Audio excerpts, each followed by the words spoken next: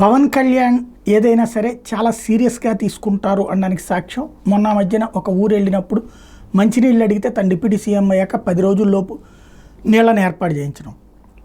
అలాగే సరిహద్దు ప్రాంతాల్లో తిరిగినటువంటి సందర్భంలో అక్కడ ఏనుగులతో పెద్ద సమస్య అయిపోతుంది, ఊర్ల మీదకి వస్తున్నాయి, ఆ టైంలో ఎట్లా వస్తున్నాయో తెలియదు, ఈలోపు మేము లేచేలోపు ప్రాణాలు కోల్పోతున్నాం, లేకపోతే ఆస్తులు కోల్పోతున్నాం, పొలాలు నష్టపోతున్నాం అని చెప్పారు.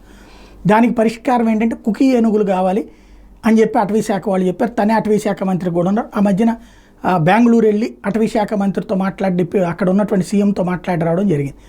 ఇప్పుడు అక్కడి నుంచి వచ్చినటువంటి మంత్రులతో కూర్చుని మాట్లాడారు. ఫైనల్గా కుంకీ ఏనుగులకి సంబంధించి ఒప్పందం కుదిరింది. ఆంధ్ర కర్ణాటకల మధ్యన రాష్ట్ర ప్రభుత్వం విజయవాడలో జరిగిన సమావేశంలో ఇరు రాష్ట్రాల అటవీశాఖ అధికారులు ఒప్పంద పత్రాలు మార్చుకున్నారు.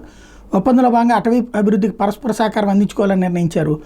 వాస్తవంగా ఇవి రేపు దసరా నవరాత్రులు అయిపోయినప్పటి నుంచి ఈ ఏనుగులు ఆంధ్రాకి రాబోతున్నాయి 8.